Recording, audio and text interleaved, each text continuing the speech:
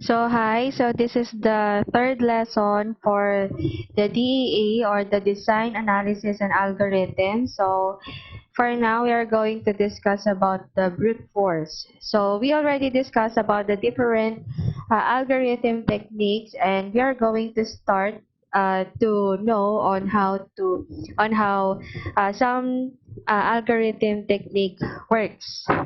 So so we begin with brute force. So this is the easiest algorithm techniques that we are going to discuss or we are going to learn. So what is a brute force approach or brute force? So brute force, so this is a straightforward approach to solving a problem, usually directly based on the problem statement and definitions of the concepts involved. Kumbaga, from the root word brute, ibig sabihin straightforward. Ibig sabihin, hindi kailangan ng matinding analysis, hindi kailangan ng matinding um, pag-critic ng mga problems in order for you to know if what are the brute force techniques that you are going to use. Kumbaga, nandun na mismo sa problem kung anong gagamitin na technique or brute force technique that you are going to use. But before we go to some brute force techniques, I am going to explain about big O notation. So big O notation is very important because it dictates the complexity of an algorithm. Kung gaano ba to kabilis at kung gaano kalaki yung memory allocation na kinukuha ng isang algorithm in storing a data. So what is big O notation? So big O notation, this is a mathematical notation that describes the limiting behavior. When we say limiting behavior, kung hanggang saan of a function when the argument tends toward a particular value or infinity. Kasi lahat po ng algorithms natin, um, they have a certain loop of infinites. Pag sinabi natin certain loop of infinites, tinitignan kung hanggang saan yung complexity of the loop. Kung gaano kabilis yung loop, kung gaano kalaki yung space na kinukuha ng algorithm when it comes to storing data. So the first brute force approach algorithm is the bubble sort.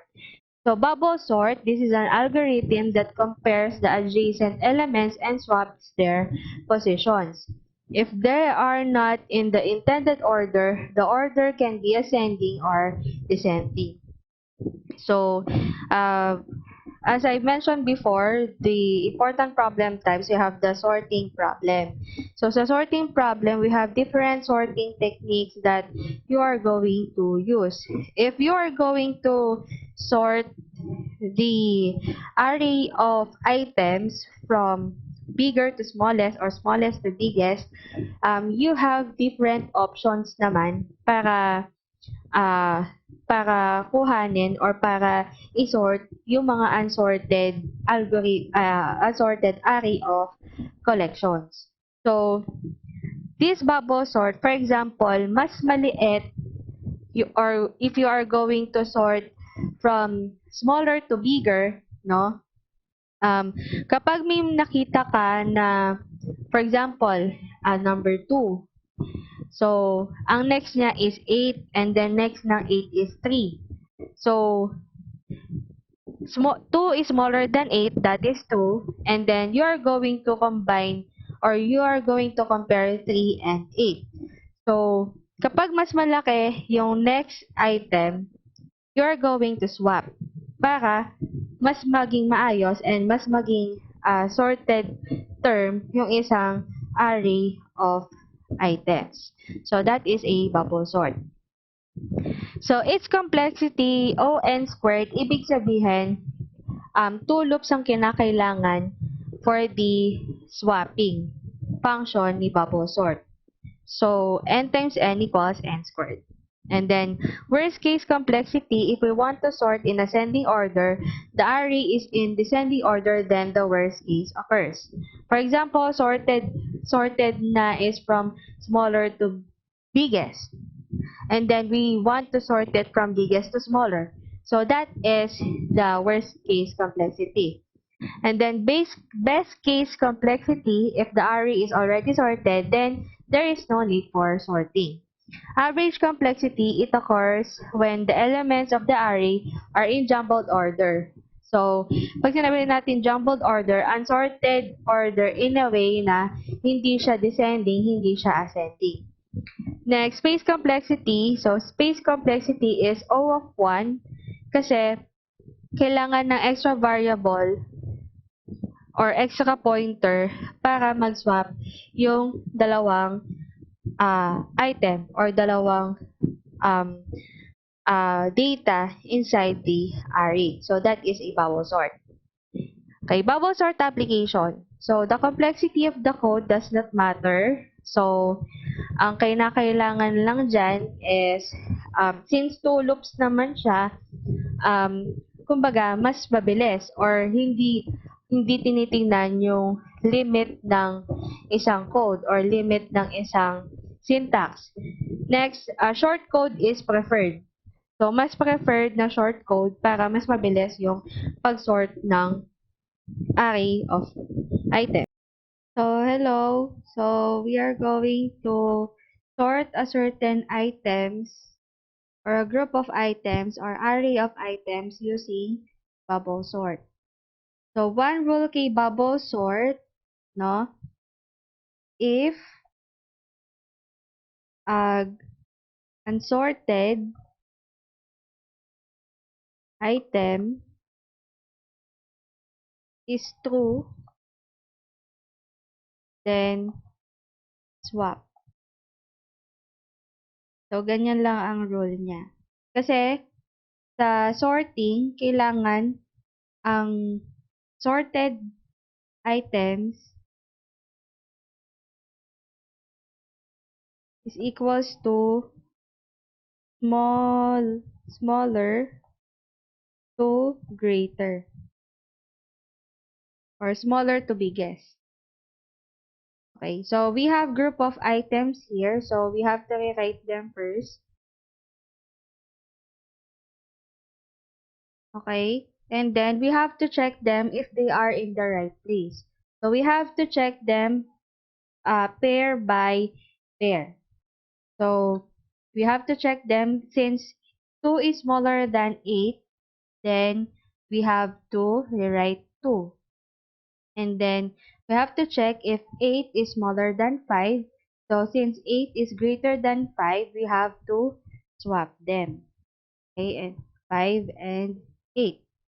Next, we have to scan 3 and 9. So since 3 is smaller than 9, we have to rewrite them. And then 4 and 1, since 4 is greater than 1, we have to swap them. Okay? That is the first iteration. Next, the second iteration will be 2, 5. Okay? We have to check, no? If they are in order, we have to rewrite them na lang. Okay? Since 8 is greater than 3, we have to swap them. 3 and 8. And then, 9 is greater than 1. We have to swap them. 1 and 9. And then, 4 should remain. Okay? Next, the third iteration.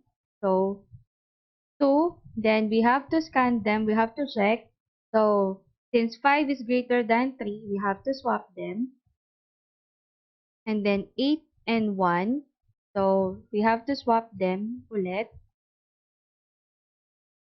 And then 9 and 4, so we have to swap them also.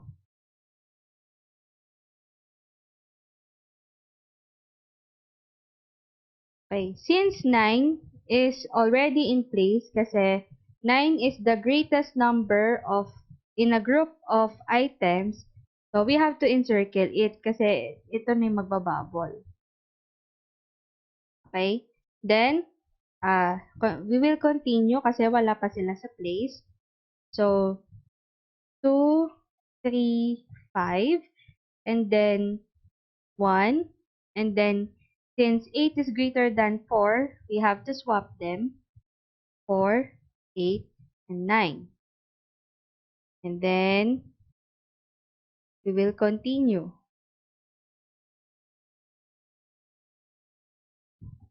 2, 3, 5, 1, 4, 8, 9. Nire-write ko lang dito sa gilid. Okay, so we have to check then. So, 2, 3, 5. Okay, since 5 is greater than 1, we have to swap them. So, 1, 5, and then 4 and 8, and then 9. Next, iteration. So, 2, and then since 3 is greater than 1, we have to swap them. Okay, 1, 3, and then 5 and 4. Since 5 is greater than 4, we have to swap them. 4 and 5, then 8 and 9. Next, okay, since 1 is greater than 2, we have to swap them.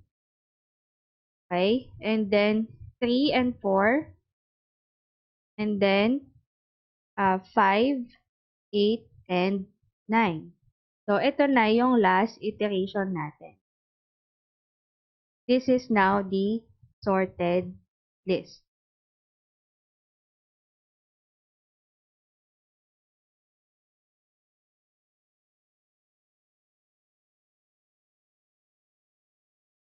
So, the algorithm is, for example, hindi siya nakaswap. So, bubble sort array. So, ito ilalagyan natin ng collection of items. Okay? And then, swap. Kung hindi pa siya nakaswap or hindi pa nakasort yung isang or yung two numbers, magpo-false siya. And then, for I want to index of last unsorted element minus 1 if left element and right element is hindi siya nakasort. Okay, magtutrue siya dito. And then, isa-swap from left element and then right element. And then, i-check niya if nakaswap na. So, kapag nag-true, dun palang mag-e-end yung process. So, for the sample showing on how the algorithm works, just watch the bubble sorting of items. Next, we have the selection sort. So, this is an algorithm that selects the smallest element from an unsorted list in each iteration and places the element at the beginning of the unsorted list. So, the difference of selection sort from the bubble sort, si bubble sort pwedeng smaller to bigger, pwedeng bigger to smaller. While the selection sort, if you are going to sort only from smaller to bigger, you might wanna consider to use the selection sort. Kasi kay selection sort, titingnan mo lang kung ano yung pinakamaliit na number or pinakamaliit na item, and then ipag-swap mo lang sila or i-arrange mo lang according to the smaller number. So, that is selection sort. So, complexity, pareho lang sila ni bubble sort o n squared. So, meaning, kailangan nila ng 2 loops. And then, worst case complexity, if you want to sort in ascending order and the array is in descending order, then the worst case occurs. Ibig sabihin, kung gusto natin na kung naka-ascending order na siya, ibig sabihin from smaller to bigger, worst case scenario yon. Hindi mo siya magagamit ng selection sort. Kasi, ang ginagamitan lang ng selection sort is from smaller to bigger.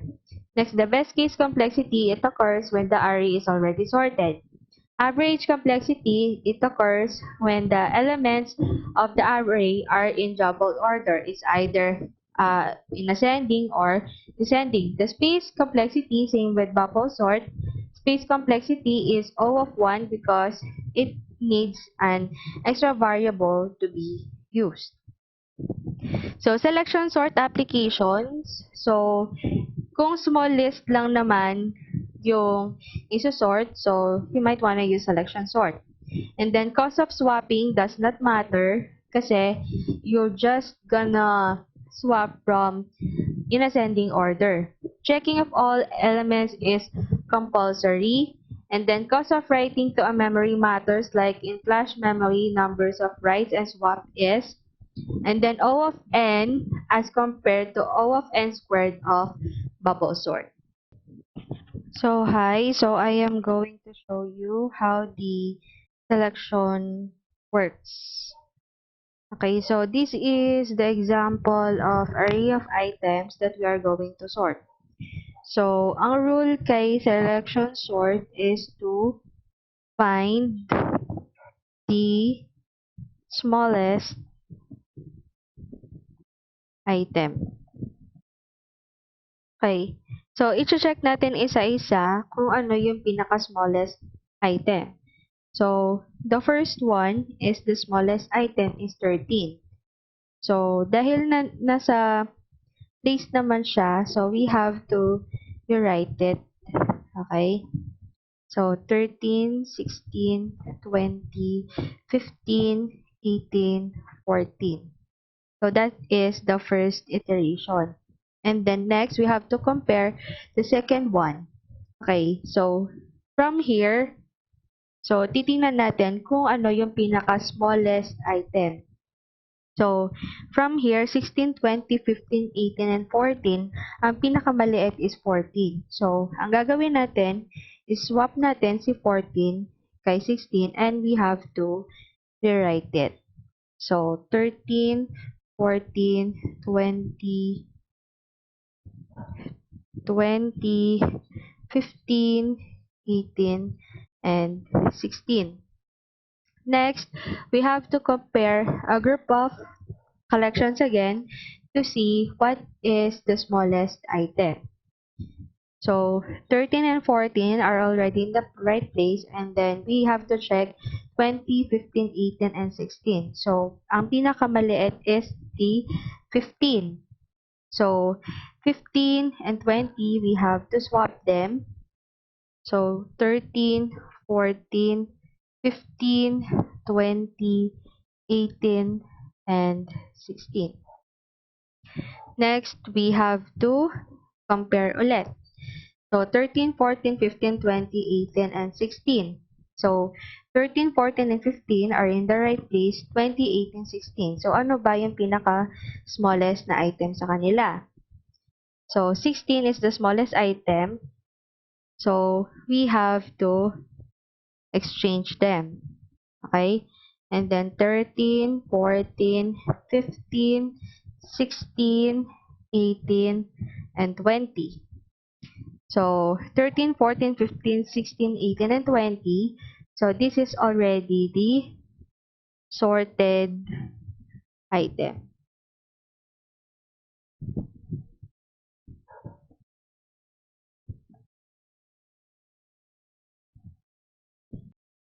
So, the algorithm is selection sort and then array. So, sa array, it determines the size of the item and then repeat size minus 1 times. So, this syntax sets the first unsorted elements as the minimum for each unsorted elements kasi chinecheck po kay selection sort what is the most minimum or yung pinaka-minimum na item. And then, if element is in the current minimum, set element as the new minimum. And then, swap minimum with the first unsorted position. So, kung lahat ng mga minimums, no, or nag-reach na siya sa pinaka-minimum item, doon pa lang mag-e-end yung algorithm. Next is the linear search. So, linear search, this is the simplest searching algorithm that searches for an element in a list in sequential order. We start at one end and check every element until the desired element is found. So, this algorithm searches for a certain index kung saan hinahanap niya yung equivalent item doon sa memory allocation ng data. So, its time complexity is O of n. Okay? Ibig sabihin, one loop lang ang kailangan. And then, space complexity is O of 1. Ibig sabihin, there is no extra variable that is needed to be used. So, linear search application is for searching operation that is in smaller arrays or less than 100 items. So, if more than 100 items, there are certain other search algorithm that you might want to consider in using for searching problems. So its algorithm is the linear search function array and then key. When we say key, the index of an array. So for each item in the array, if item equals the value na hinahanap natin, and then mag-return siya doon sa index. Next is brute force string match. So this algorithm is specified for string data types. So it aligns a pattern against the first M characters for the text and start matching the corresponding pairs of characters from left to right until either all the M pairs of the characters match. So, hinahanap dito naman sa brute force string match, hinahanap naman niya yung certain pattern in a group of strings. Okay? So, for example, ang group of strings is nakalagay doon Honorio Ventura State University. And then you have to find the pattern of ON in that group of string. So, that is brute force string match. Okay, so its time complexity is O of n times m, which is n is equivalent to text, and then m is equivalent to pattern. So, brute force string matching application, so it doesn't require pre-processing of the text. Indeed, if we search the text once, and then don't need to pre-process it, most of the algorithms for string match need to build an index of the text in order to search quickly. And then, does it require additional space and can be quite effective for short text and patterns. So, hello, now I will show you the brute force string matching. So, as you can see, this is a certain group of strings, okay, certain group of text that we call strings. Okay, so ang gagawin lang natin, we have to assign index. So, ang pag-assign na index sa array, we have to start from 0. So, we have to number them first. Kasi each item, each text or each string, meron silang a certain number of index inside the array. Okay. So, the pattern that we will be finding is the pattern BA. Now, we will look for a certain index kung anong pattern yung equivalent ni BA. Okay, so we have to rewrite the group of array. So, A,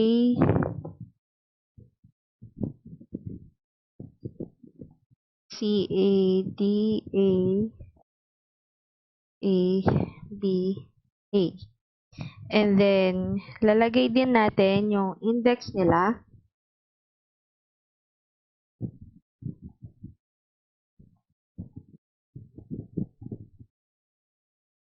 And then, ang gagawin lang natin, itatapat lang natin tong pattern.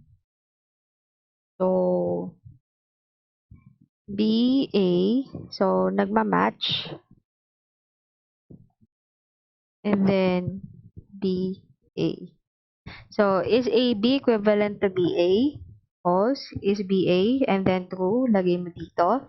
BA, okay, true, lagay mo dito. CA, false, lagay mo dito. Ay, false, ignore. DA, ignore. CA, ignore. And then BA is true. So, the pattern is found at,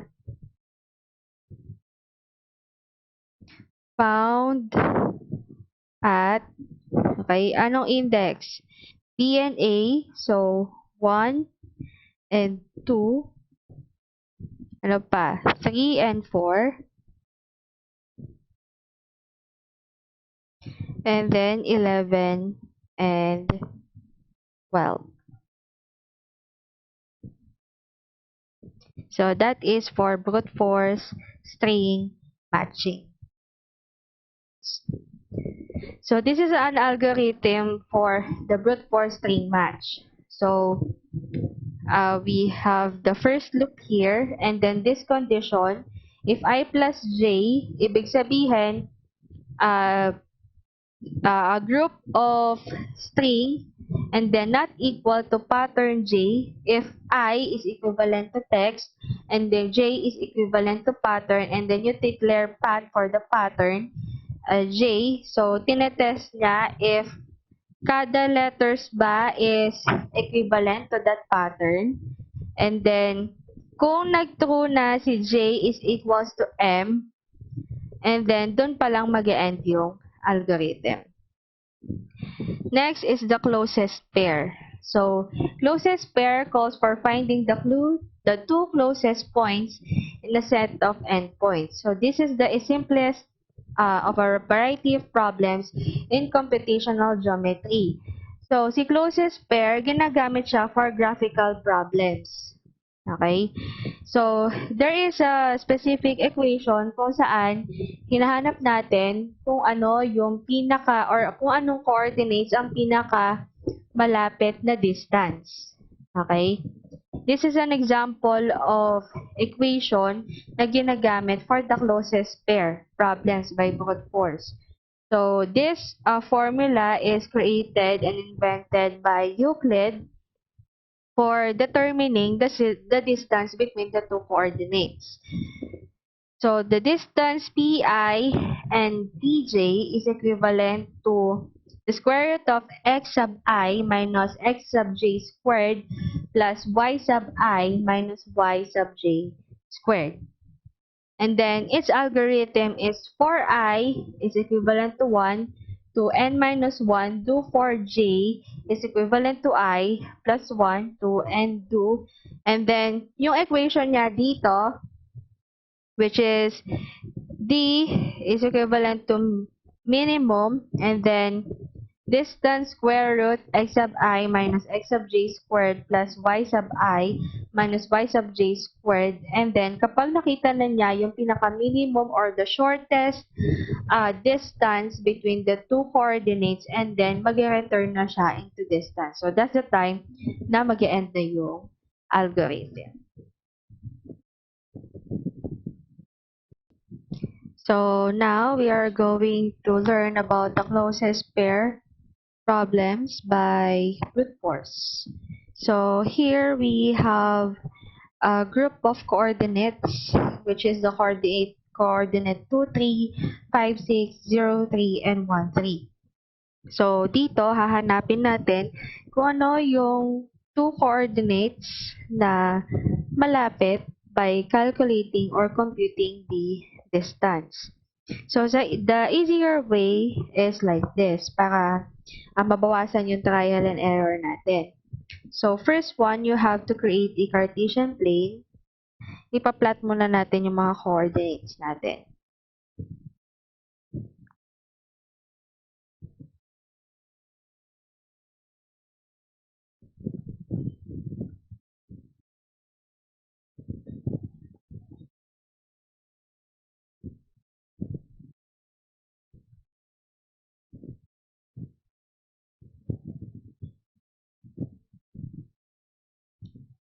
Five.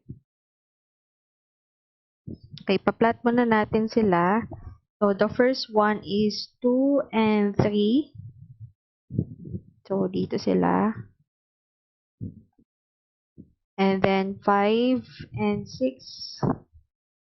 So, dito sa dulo, 5 and 6. Okay, and then 0 and 3. Dito. 0 and 3. And then, 1 and 3. So, dito siya. 1 and 3. So, dito pala, ang pinaka-obvious na obvious, ang pinakamalapit is, pinakamalapit na pair is 0 and 3 and 1 and 3. But, we have to calculate their distance, kung gaano kalapit. So, we are going to calculate it by using the Euclid's distance formula. So, the Euclid's distance formula is the distance P sub I and P sub j is equals to the square root of x sub I minus x sub j squared minus y sub I minus y sub j squared. So, ito yung apply natin. So, we have to calculate the two, 0 and 3 and 1 and 3. So, para hindi tayo malito, lagay tayo ng label dito. Okay, so equals to the square root of x sub I, which is 0, minus x sub j is 1, squared, minus y sub I, which is 3, and then y sub j is 3 squared. So, 0 minus 1 squared, or 0 minus 1 equals negative 1 squared minus 3 minus 3 is equivalent to 0 squared. And then negative 1 squared is equals to 1. And then 0 squared is equals to 0. So, their distance is 1. So, i-plot lang natin. So, that is the closest pair. Thanks.